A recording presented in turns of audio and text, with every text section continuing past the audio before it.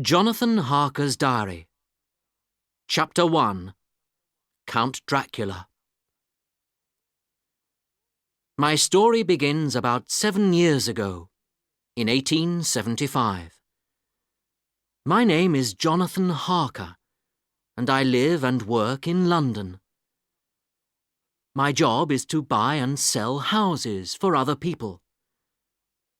One day, a letter arrived for me from a very rich man who lived in Transylvania. He wanted to buy a house in England, and he needed my help. The man was Count Dracula, and I agreed to help him. I found a house for him, and he asked me to take all the papers for it to Transylvania. I was not very pleased about this. I was planning to get married in the autumn, and I did not want to leave my beautiful Mina. "But you must go, Jonathan," she said. "The Count is rich, and perhaps he will give you more work later." So I agreed to go. I did not know then of the terrible danger which waited for me in Transylvania.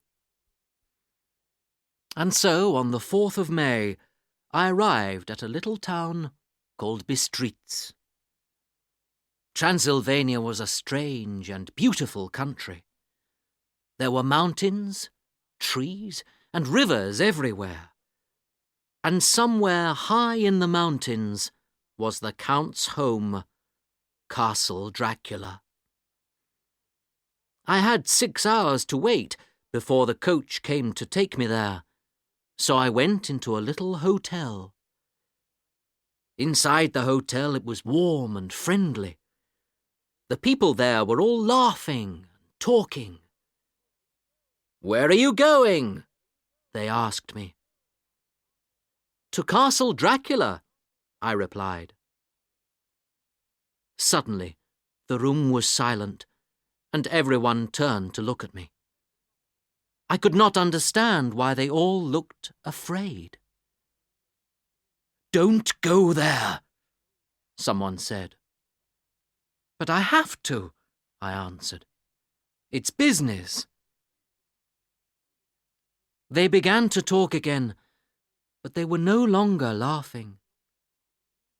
Slowly, the hotel keeper's wife took the gold cross from her neck and put it into my hand. "Take this," she said. "There is danger at Castle Dracula. Perhaps this will help you." When the coach arrived and I got into it, a crowd of people came to watch, and I heard the word vampire. The coach travelled up into the mountains. Higher and higher it went, faster and faster. The sun was bright, but above the trees there was snow on the mountain tops. Then, suddenly, the sun went down behind the mountains, and everywhere was dark. In the forest around us, the wolves were howling. It was a terrible sound. Suddenly, the coach stopped. A small carriage came down the narrow road on the right. 4 black horses were pulling it, and the driver was dressed in black, with a black hat pulled down over his face. "Where's the Englishman?" he called. "I've come from Castle Dracula." He looked strange, standing there in the moonlight, and suddenly I was afraid. But it was too late. I could not go back now. Soon we were on our way to Castle Dracula. The mountains were all around us, and the moon was behind black clouds. I could see nothing, but I could still hear the wolves. The horses went faster and faster, and the driver laughed wildly. Suddenly, the carriage stopped. I opened the door and got out. At once the carriage drove away, and I was alone in front of the dark, silent castle. I stood there, looking up at it, and slowly the big wooden door opened. A tall man stood in front of me. His hair was white, and he was dressed in black from head to foot. "Come in, Mr. Harker," he said. "I am Count Dracula." He held out his hand, and I took it.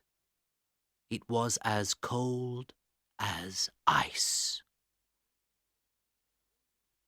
I went into the castle, and the Count carefully locked the door behind me. He put the key into his pocket and turned to go upstairs. I followed him, and we came to a room where a wood fire burned brightly. In front of it, there was a little table with food and drink on it. The Count asked me to sit down and eat, but he did not eat with me. Later, we sat and talked by the fire. His English was very good, and while we talked, I had time to look at him carefully. His face was very white. His ears were like the ears of a cat, and his teeth were strong like the teeth of an animal. There was hair on his hands, and his fingers were very long. When he touched me, I was afraid. It was nearly morning when I went to bed, and outside, the wolves were still howling. The next morning, I found my breakfast on the little table in front of the fire. Now that it was light, I could see that Castle Dracula was old and dirty. I saw no servants all that day. The Count did not come to breakfast, but there was a letter from him on the table.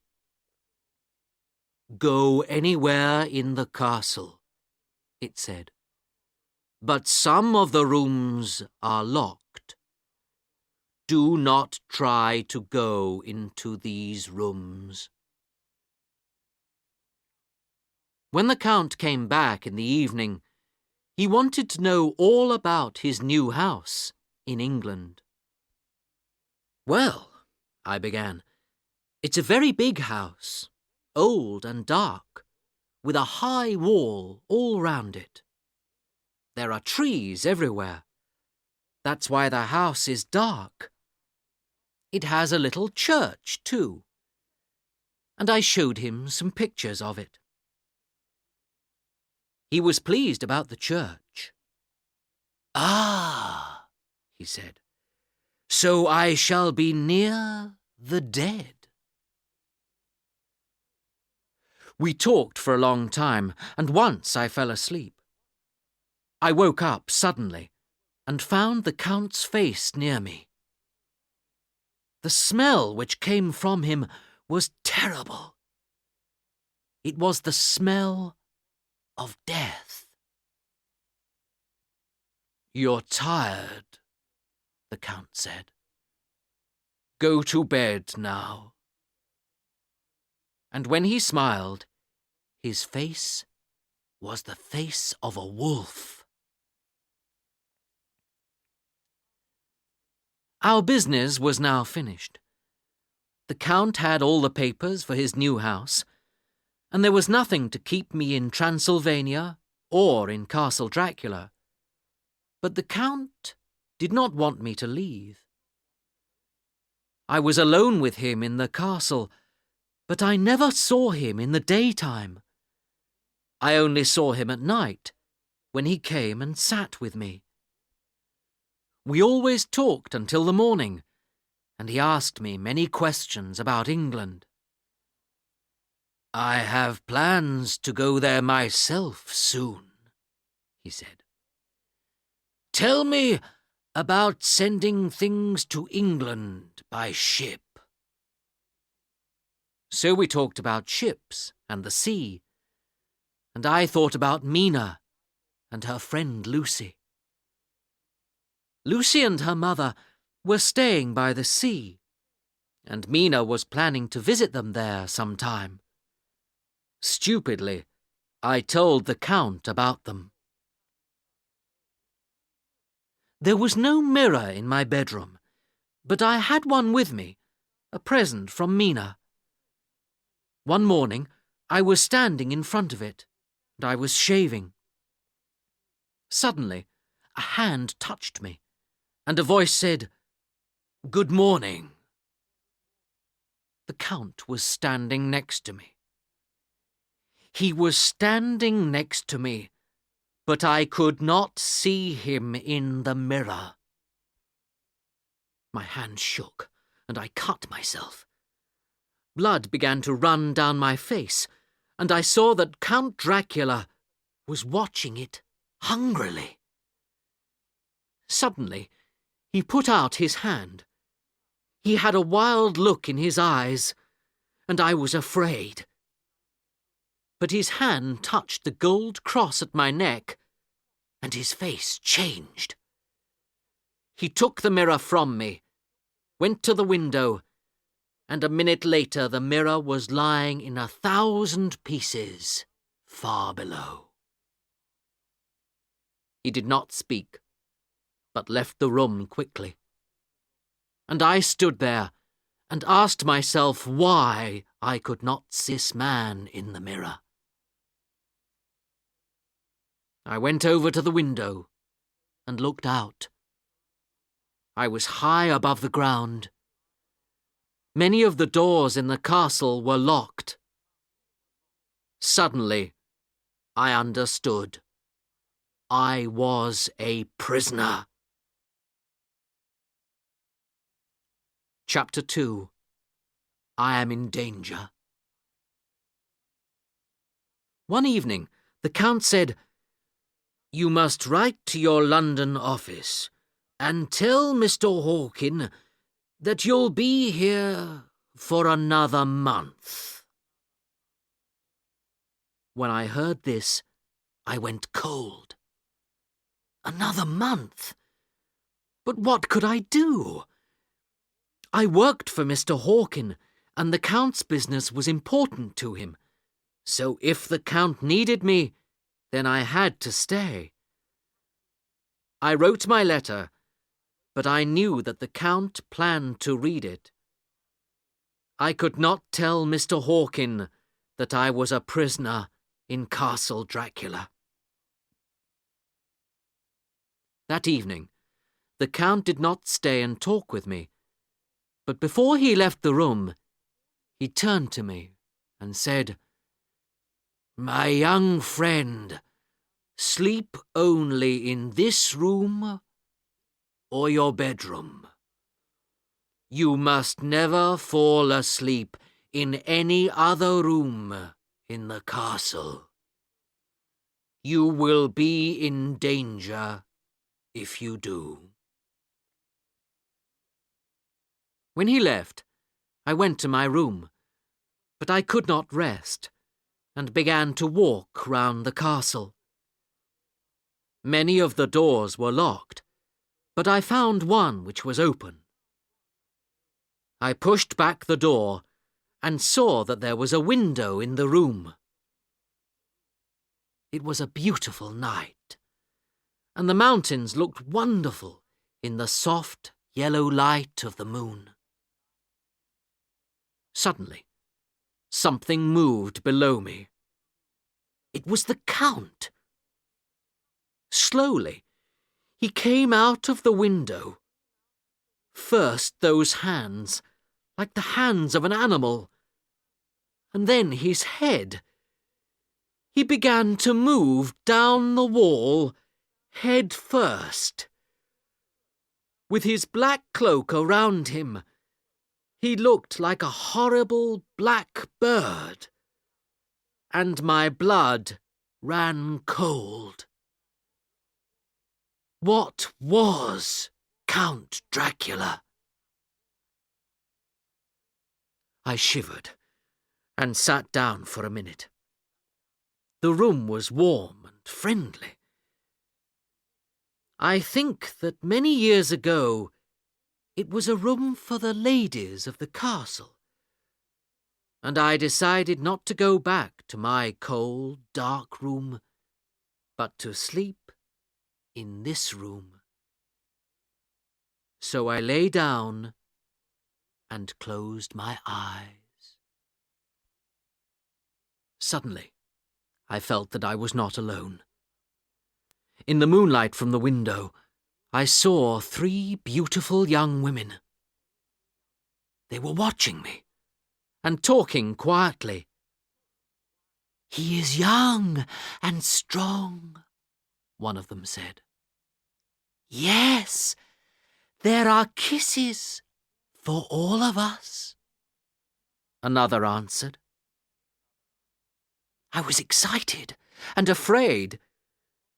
I knew that I wanted those soft red mouths to touch me. One of the women came nearer. Her strong white teeth touched my neck. I closed my eyes and waited.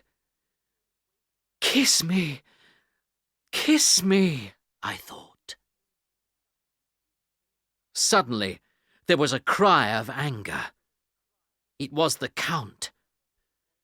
He pulled the woman away from me, and her bright blue eyes turned red with a wild anger. I looked at the Count, and his eyes were burning with all the fires of hell. "Get off him!" he cried.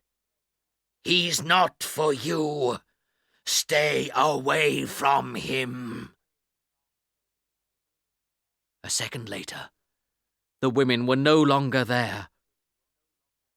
They did not leave by the door, but they were no longer there. I remember no more of that night.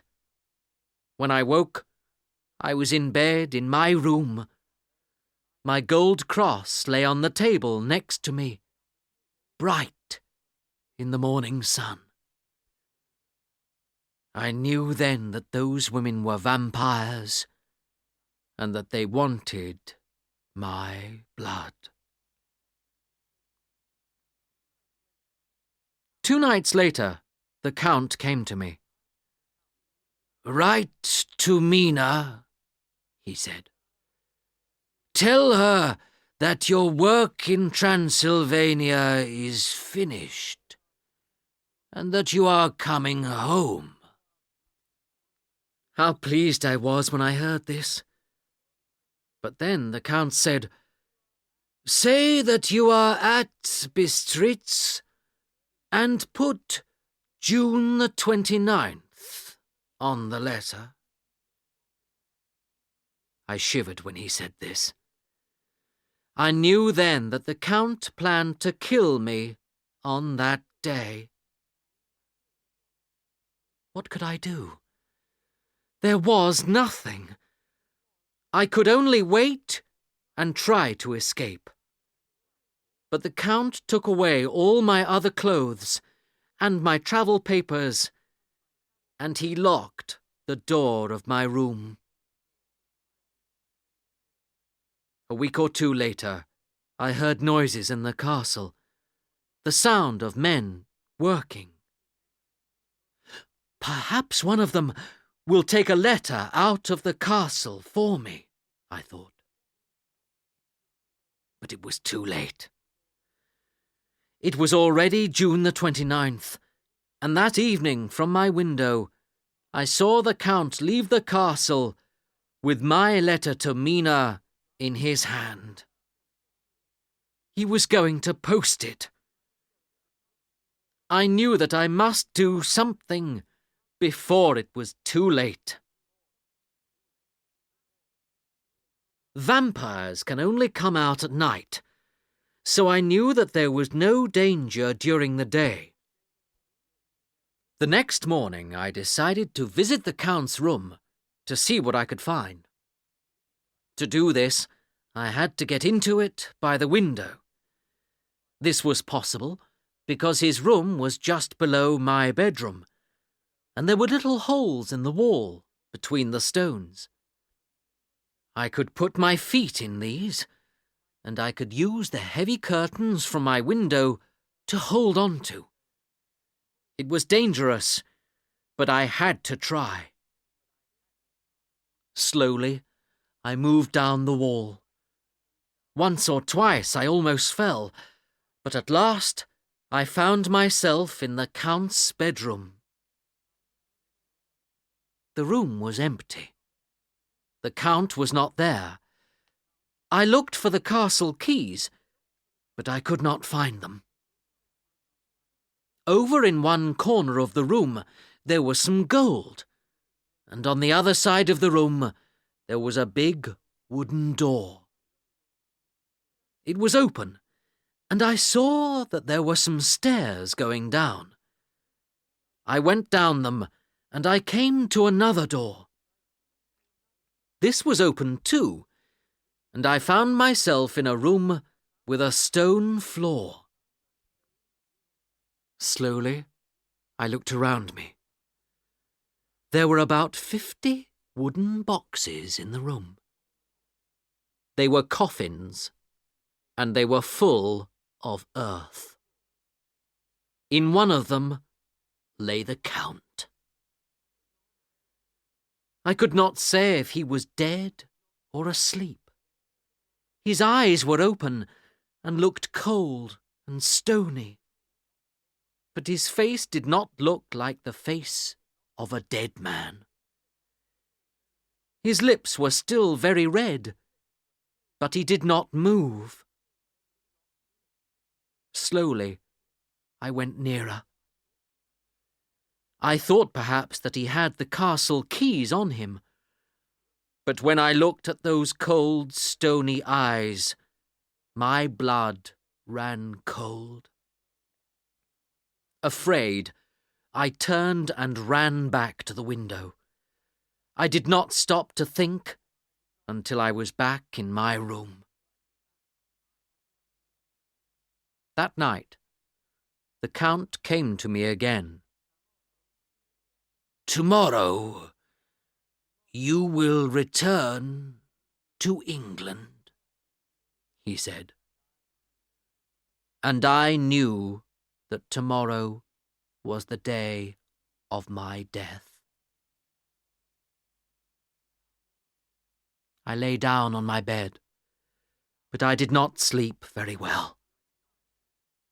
During the night, I heard women's voices outside my door, and then the Count saying, "Wait, your time has not yet come.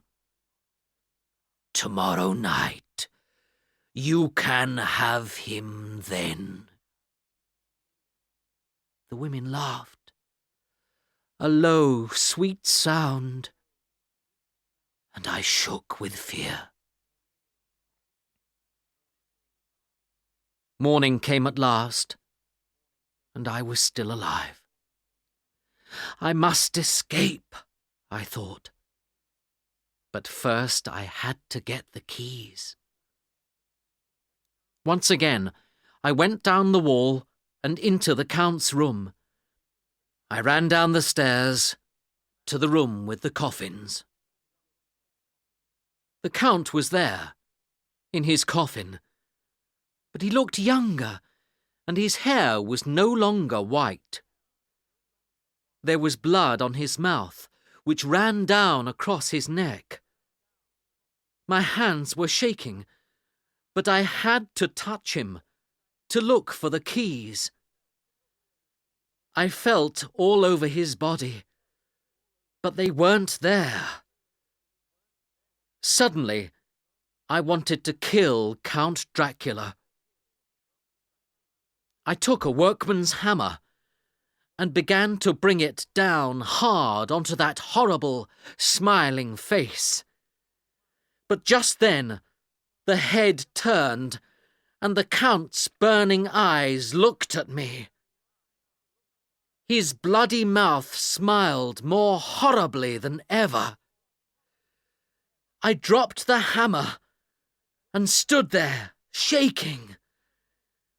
What could I do now? Just then, I heard the sound of voices. The workmen were coming back. I hurried back up the stairs to the Count's room. Below, I heard the noise of a key. The workmen were opening a door. So there was another door to the outside down there. I listened carefully and heard the sound of hammers. They were getting the coffins ready for a journey. Perhaps to England. I remembered the Count's words about his plans to visit my country. I turned to run back downstairs to find this open door. But I was too late.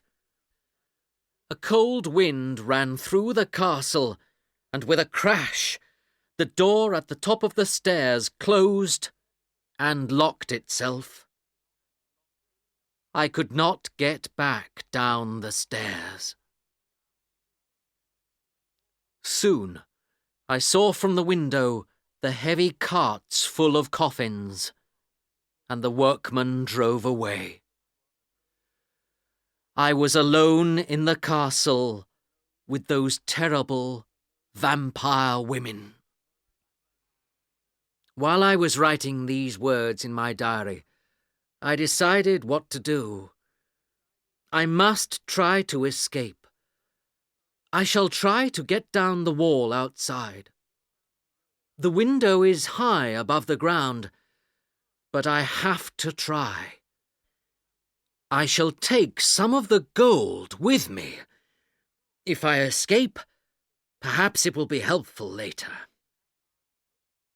If I die, it will be better than the death that waits for me here. Goodbye, Mina. Will I ever see you again? Mina's Story. Chapter 3. Lucy in Danger. While Jonathan was away, I was very unhappy.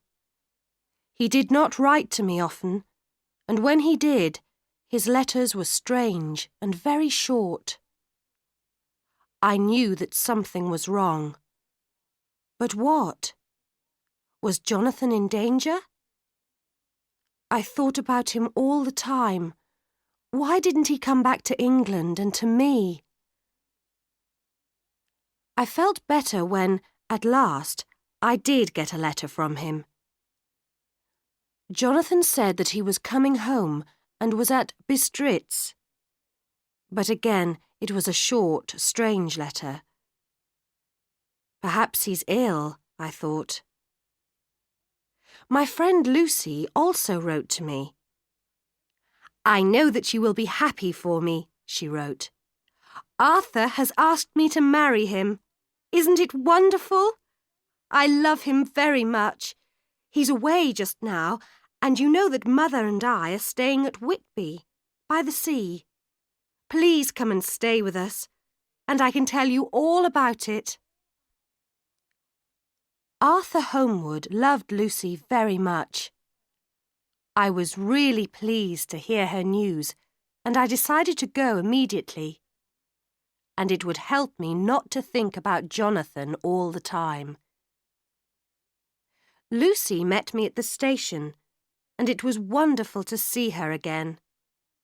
She was full of life and talked happily of her plans.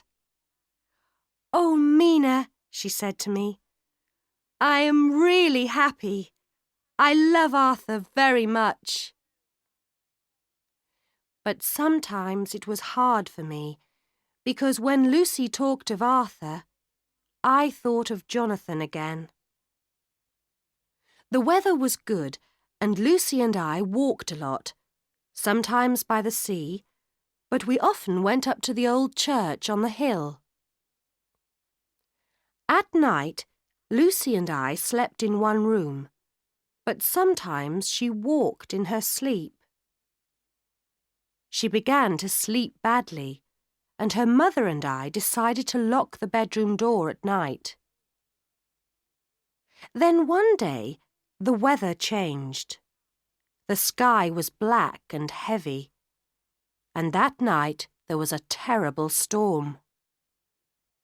Lucy was very excited by it, and she sat by the window all night and watched the sea. The next morning, there was a ship on the beach. "It's a Russian ship from Varna on the Black Sea," Lucy's servant told us. "There are coffins on it, and they're full of earth. And a big black dog jumped off the ship and ran up the hill." "And is everyone on the ship alive?" Lucy asked. "That's the strange thing about it," the servant replied. "There was no one on the ship, either dead or alive." Everybody in the town was very excited by this strange ship, but there were no answers to the mystery. And nobody saw the big black dog again. That night, I woke up and found that the bedroom door was open and Lucy was not there. I looked for her everywhere in the house, but I could not find her. "I'm afraid for her. I don't know why," I said to her mother. I knew that Lucy sometimes liked to go and sit quietly in the churchyard, so I hurried out into the night to look for her. And I found her. She was sitting in the churchyard, white in the moonlight, and I thought I saw something dark behind her. Something dark and horrible. Slowly its head moved nearer to Lucy. Afraid, I called out, "Lucy! Lucy!" A white face and burning red eyes looked up at me, and then nothing. Lucy was alone, asleep in the moonlight. I woke her, and she gave a little cry. She put her hands to her neck, and I saw that there were 2 little drops of blood there. After that night, Lucy was worse. She left her bed every night, and her lovely face was white. I was afraid for her, and locked the door at night. And I still did not hear from Jonathan. I was unhappy and did not sleep well myself, so one night I went for a walk alone. Lucy will be all right, I thought. The door is locked, she can't get out, and no one can get in. But when I came back, I found Lucy by the open window. "Lucy!" I cried. But she did not reply.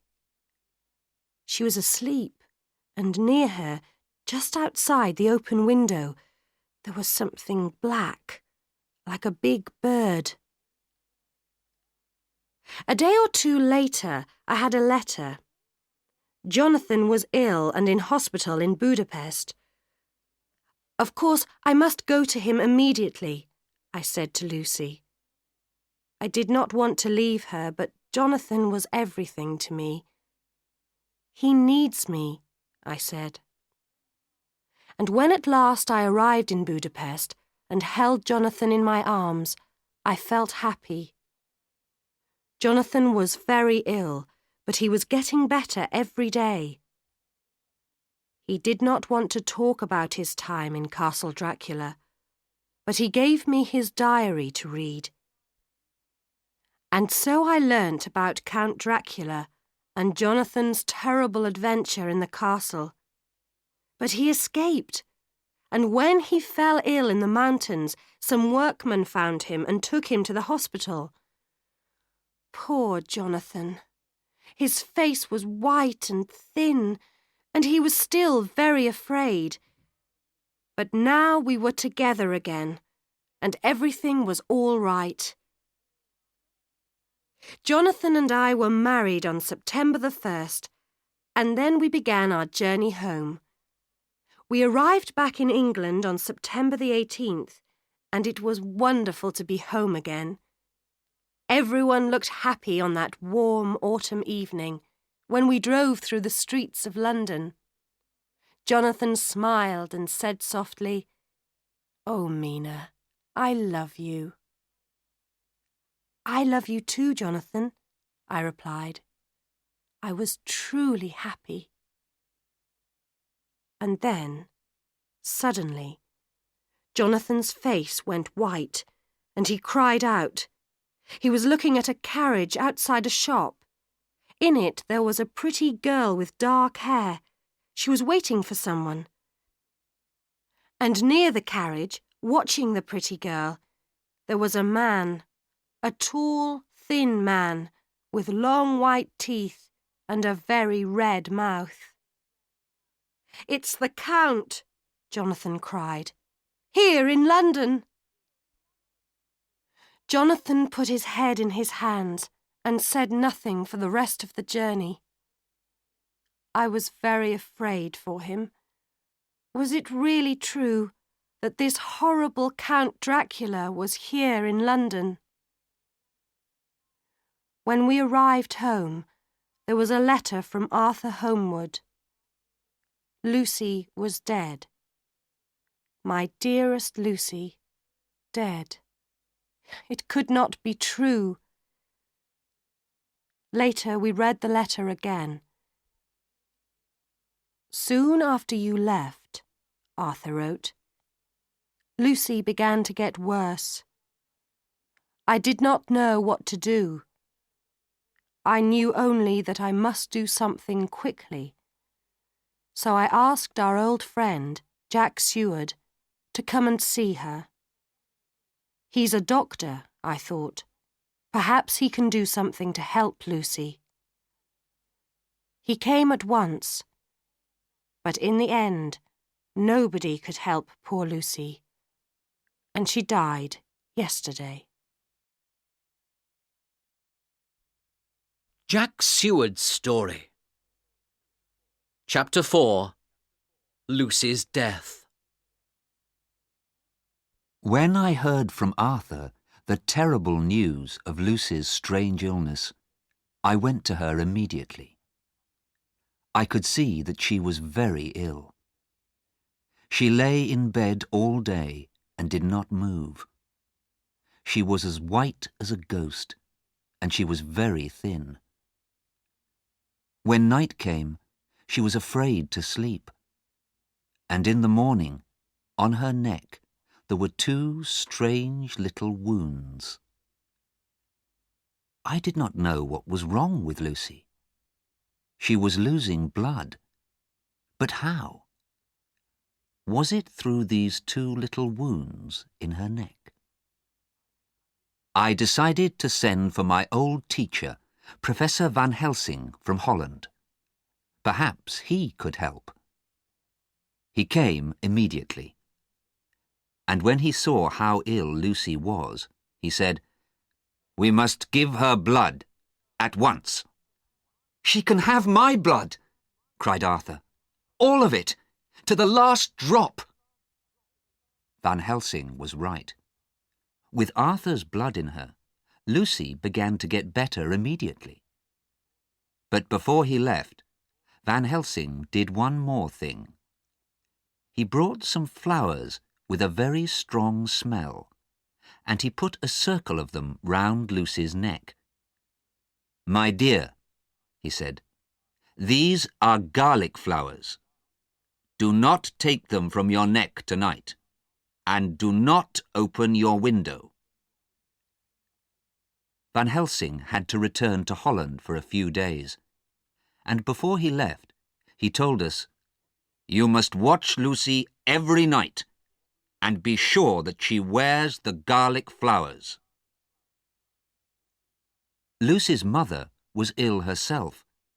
Her heart was not strong, and Arthur had to go back home because his father was dying. So for a week, I watched over Lucy myself at night. And sometimes, when I sat by her bed, I heard strange noises at the window. Perhaps it was a tree, or the wind, I thought. I was working at my hospital during the day, and after a week I was very tired. So one night I did not go to Lucy's house. I needed to sleep, and I knew that Lucy's mother and the servants were there. Also, Van Helsing sent new garlic flowers every day for Lucy to wear at night. The next morning at the hospital, I had a note from Van Helsing. "Watch Lucy carefully tonight," he wrote. "I shall be with you tomorrow." But that was now today. The note was too late. I did not wait for breakfast, but hurried to the house immediately. I knocked on the door, but there was no answer. Just then, Van Helsing arrived. "What happened?" he cried. "Did you not get my note? Quick! Perhaps we are already too late." We knocked again, but there was still no answer. We went round to the back of the house, and Van Helsing broke the kitchen window, and we went in. It was dark in the kitchen, but we could see the bodies of the 4 servants on the floor. They were not dead, but asleep. "Someone put something in their drinks," said Van Helsing. "Come, we must find Lucy, if we are not too late." We ran up to Lucy's room and stopped outside it. With white faces and shaking hands, we opened the door softly and went into the room. How can I describe what we saw? The bodies of 2 women, Lucy and her mother, lay on the bed. The faces of both women were white, and on the mother's face there was a look of terrible fear. In her hand she held the flowers from Lucy's neck, and on the floor there was glass from the broken window. Van Helsing looked down at the 2 women. "The poor mother is dead," he said. "But for Lucy, it is not too late. Go and wake the servants." I ran downstairs to wake them. "Put her in a hot bath," Van Helsing said. After a time, Lucy began to show some life, and they took her and put her in a warm bed. From time to time she slept, but she did not fight to stay alive. She could not eat anything, and she was very weak. We sent for Arthur, and when he came, he was very unhappy. His father was now dead, and he could see that Lucy was very, very ill. One of us sat with Lucy all the time, and that night Arthur and Van Helsing slept in the sitting room, while I watched over Lucy. When Van Helsing came back up to me at 6 o'clock, Arthur was still asleep downstairs. Van Helsing went over to Lucy and looked at her. "The wounds on her neck have gone," he said. "She will soon be dead. Bring Arthur." When Arthur and I came back, Lucy opened her lovely eyes. "Oh, Arthur," she said softly, "kiss me, my love." He moved his head nearer to her, but Van Helsing pulled him back. "No!" he cried. For a minute, Lucy's face was hard and angry. She opened her mouth, and her teeth looked very long and sharp. Then her eyes closed, and she slept. Soon she woke again, took Van Helsing's hand, and said softly, "My true friend." And then, quietly, Lucy died. "She's gone," said Van Helsing, and Arthur put his head in his hands and cried. Later, I went back into Lucy's room, and Van Helsing and I looked down together at her beautiful face. "Poor girl," I said. "It is the end." "No," he replied. "This is only the beginning." Some days later, there were strange stories in the newspapers. Stories about young children who went out at night and did not go home until the next morning. And when they did go home, they talked about a beautiful lady. All these children had drops of blood and 2 little wounds on their necks. Van Helsing read these stories, and he brought the paper round to me. "What do you think of that?" he asked. "I don't know," I said. "These 2 little wounds sound like poor Lucy's wounds. But how can that be?" Then Van Helsing explained.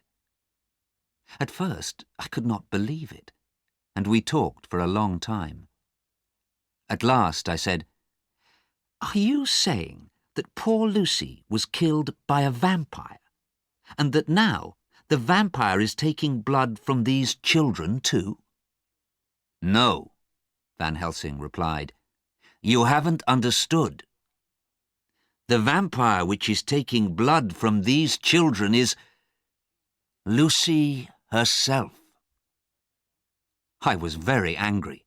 "That's not true!" I cried. "Then come with me," he said, "and I will show you." So that night he took me to Lucy's tomb. He had the key, and we went inside. I was very afraid. In the dark, with the dead flowers lying on Lucy's coffin, the tomb was a terrible place. Slowly, Van Helsing began to open the coffin.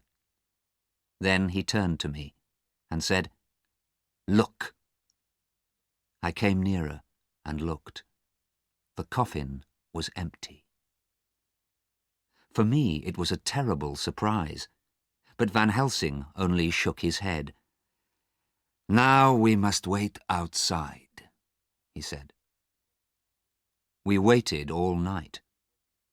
I was cold and afraid and angry with myself and with Van Helsing. Then suddenly something white moved in the trees near the tomb. We went nearer, and we found a little child on the ground by the tomb. Van Helsing held it out to me, and I looked at its neck. "There are no wounds on the child's neck," I said. "No," Van Helsing replied. "We are just in time." The next day, Van Helsing and I went back into the tomb again and opened the lid of the coffin. This time, Lucy's body lay there. She died more than a week ago, but she did not look dead. Her mouth was red, and her face was more beautiful than ever. Then Van Helsing pulled back her mouth and showed me her long, sharp teeth. "Now do you believe me?" he said. "Lucy is now one of the undead, and with these teeth she will soon kill one of these poor little children. We must stop her before she does." He stopped for a minute and thought. "But we must send for Arthur. He too must see and believe this." Arthur was very unhappy and also angry. He could not believe that Lucy was now one of the undead. But in the end, he agreed to come with us to the tomb. It was just before midnight when we got to the churchyard. The night was dark, but now and then a little moonlight came through the clouds. Van Helsing opened the door of the tomb, and we all went in. "Now, Jack," he said to me, "you were with me yesterday afternoon. Was Miss Lucy's body in that coffin then?" "It was," I replied. Slowly, Van Helsing opened the coffin. Arthur's face was white when he moved nearer. We all looked down. The coffin was empty. For a minute, no one spoke.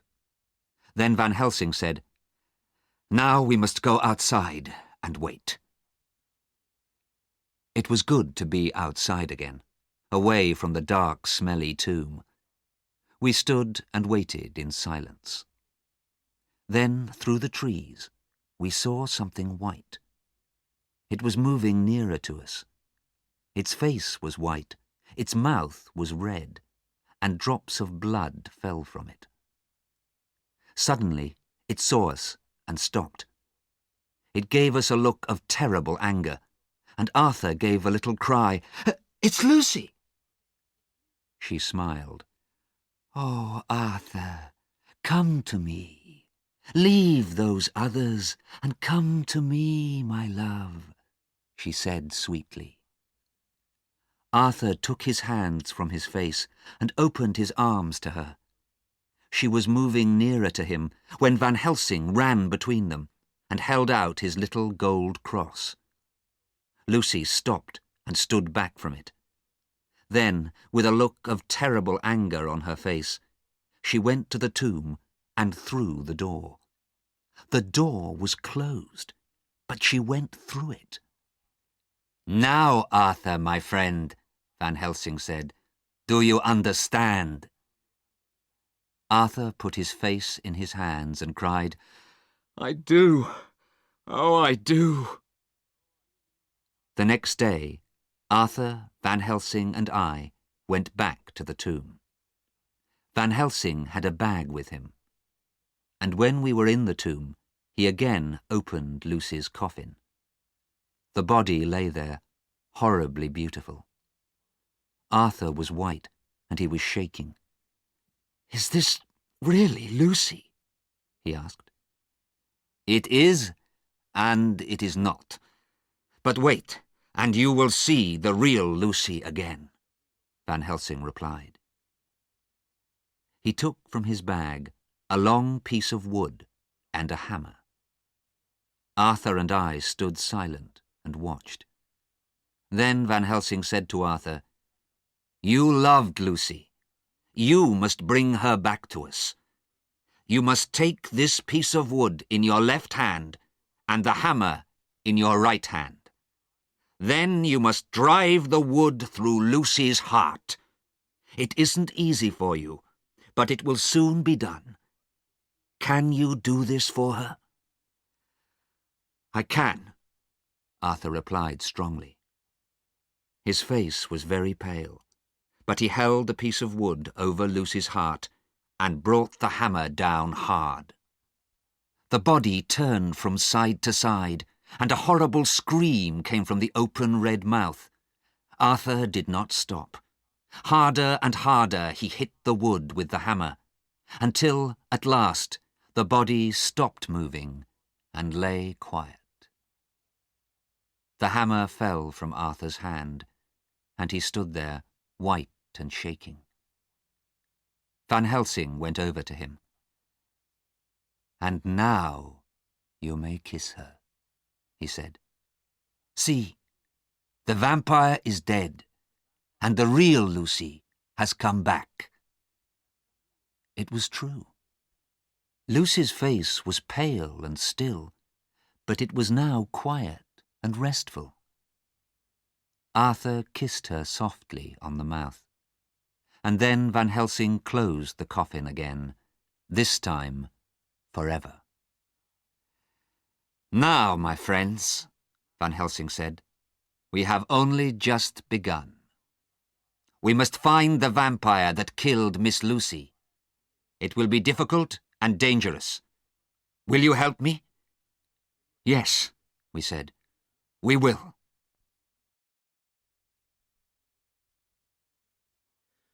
Jonathan Harker's Diary. Chapter 5. Mina in Danger. Some days after Mina got the letter from Arthur, with the news of Lucy's death, she had another letter. This was from Professor Van Helsing, a friend of Arthur's. In it he wrote, "I know from your letters to Lucy that you were her dearest friend. I would very much like to meet you, to talk about the time when you were with Lucy at Whitby." So the professor came to see us at our house, and we learnt the full story of poor Lucy's terrible death. Then Mina gave Van Helsing my diary to read, and he learnt about my time at Castle Dracula. He was very excited. "Ah," he cried, "now I begin to understand so many things. This Count Dracula, he was the vampire that killed poor Miss Lucy. Will you help us to find him?" Of course, Mina and I agreed to help. When I saw Count Dracula in London, I was very afraid, but now I felt stronger because I had work to do. We began at once. Mina went to stay with Jack Seward at his house, to tell him and Arthur all about the Count, and I went to Whitby. I wanted to find out about the coffins that were in the ship on the night of the storm, the ship that brought Count Dracula to England. After many questions, I learnt that the coffins were now in the Count's house in London. I hurried back to London and to Jack Seward's house. When I told Van Helsing this news, he called us all together and said, "Now the danger begins.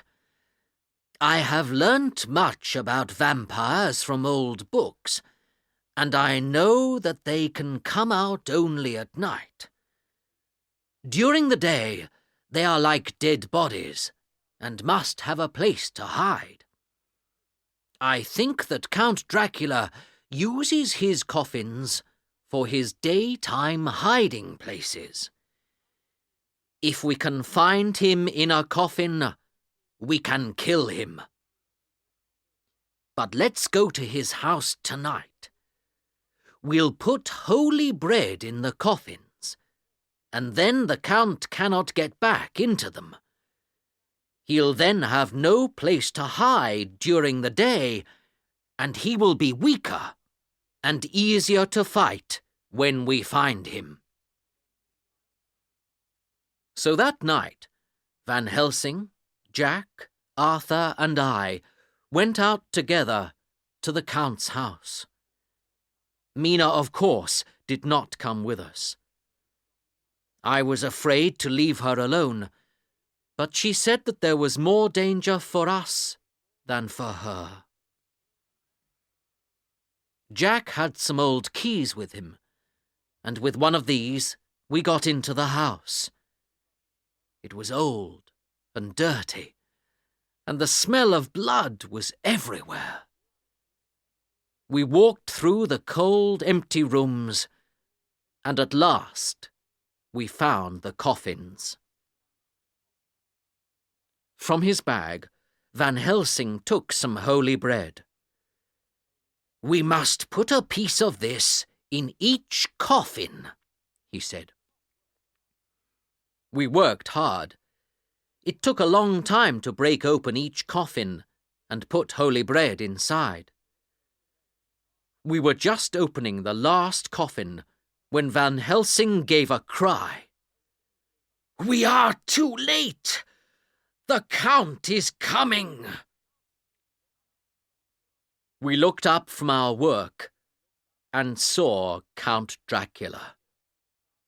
He came through the dark room like a black cloud. His angry face was white, and his eyes burned like red fires.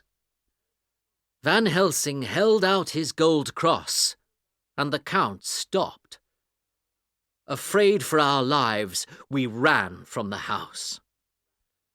"Quick!" cried Van Helsing. "We must get back. Now he has seen us, Mina may be in danger." My heart nearly stopped when I heard this. "Oh, Mina," I cried silently. "I cannot lose Mina." But when we got back to Jack's house, everything was quiet. I ran upstairs. The bedroom door was locked. I called out to my friends, "Help me! Oh, help me!" Together we broke down the door,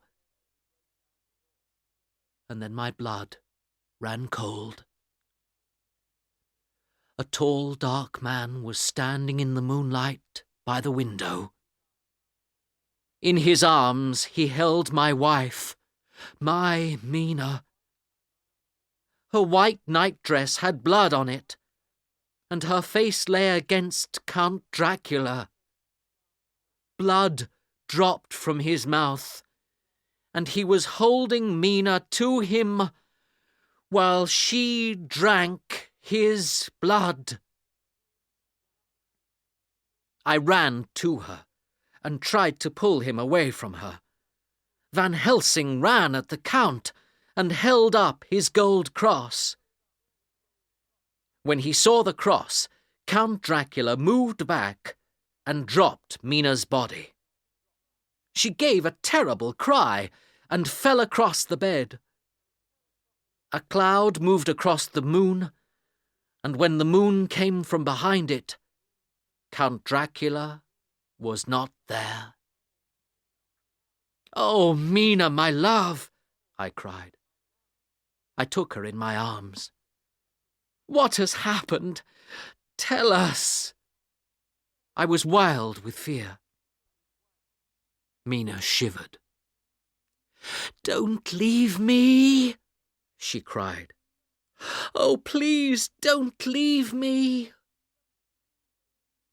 Her face was pale, and we could see 2 little wounds on her neck. She put her head in her hands and gave a long, terrible scream. "Stay with me," she cried. And I held her in my arms until the first light of day showed in the east.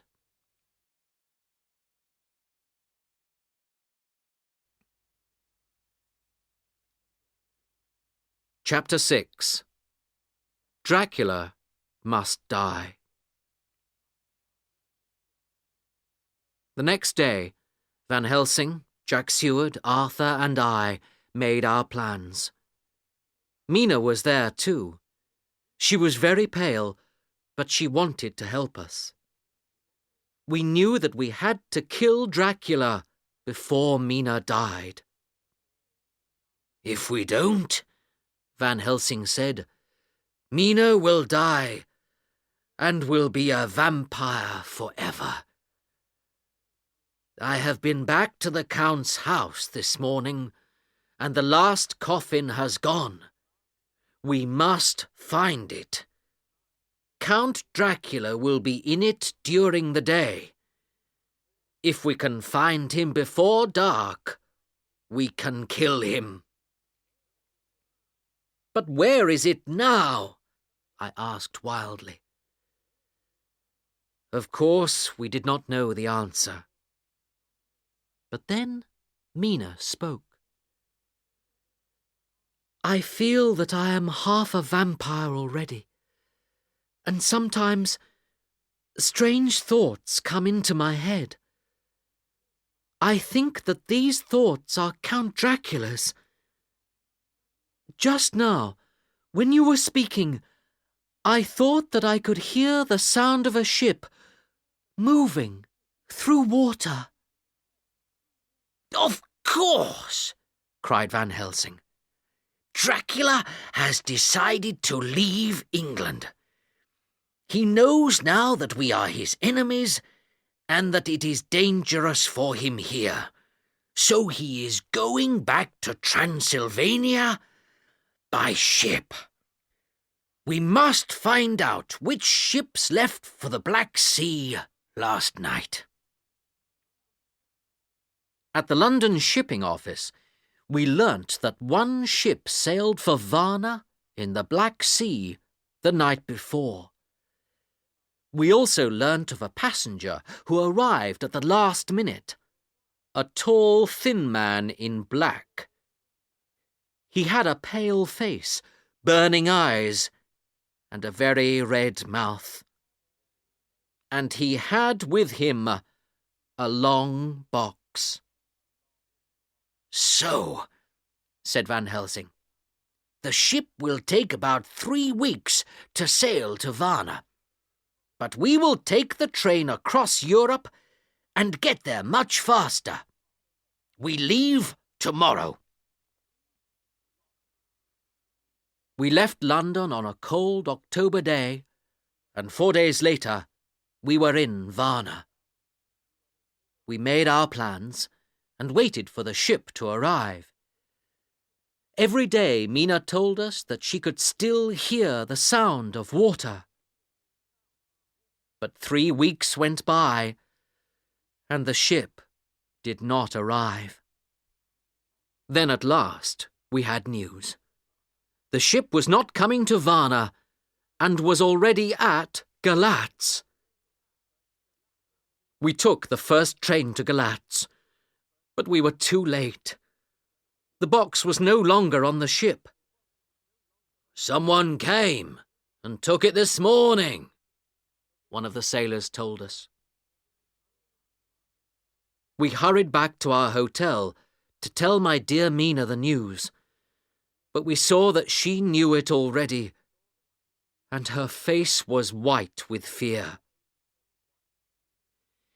"He has gone," she said quietly, "and he is taking me with him. Oh, my dear friends, before I change into a vampire, you must kill me. Then you must do what you did to poor Lucy, to give me rest. Tell me that you will do this for me." I held her hands, but I could not speak. If that day ever comes, I don't know how I shall live through it. Later, while Mina slept, we tried to make new plans. "She is right," said Van Helsing unhappily.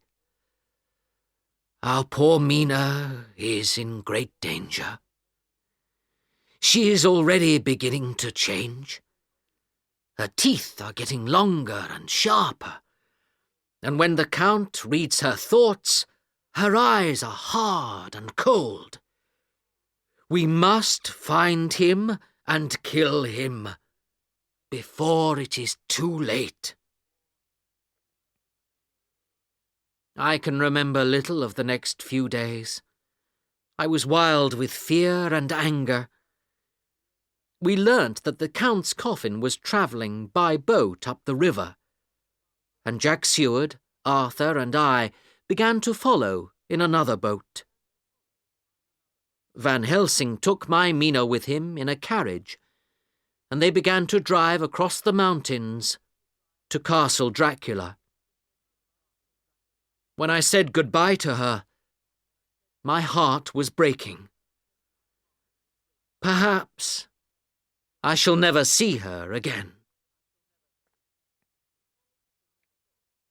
We followed the Count's boat for 5 days, but we could not catch it.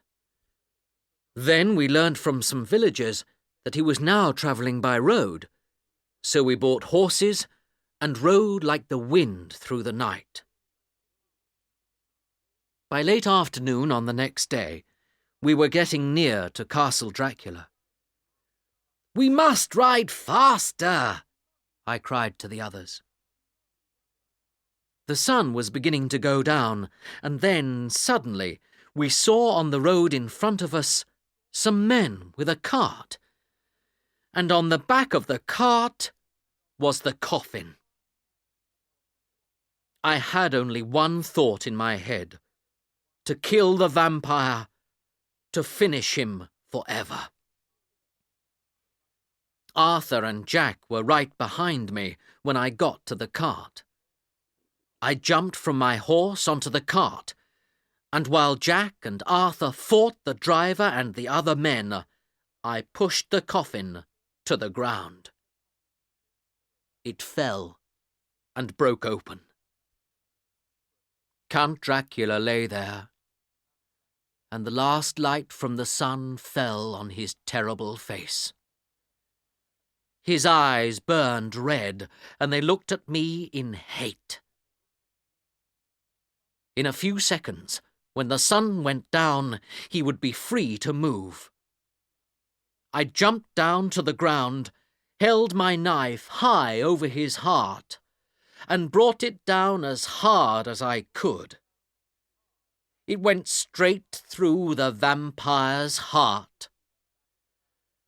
Count Dracula gave a horrible scream, and then lay quiet. In the same second, the sun went down, and when we looked into the coffin again, it was empty. Above us on the hill was Castle Dracula, and soon we saw Van Helsing. He hurried down the hill to us, and my dear Mina was with him. I ran to her and took her in my arms. Her lovely face was bright and happy again. "It's all right, my love," she said softly. "We found the tombs of the 3 vampire women.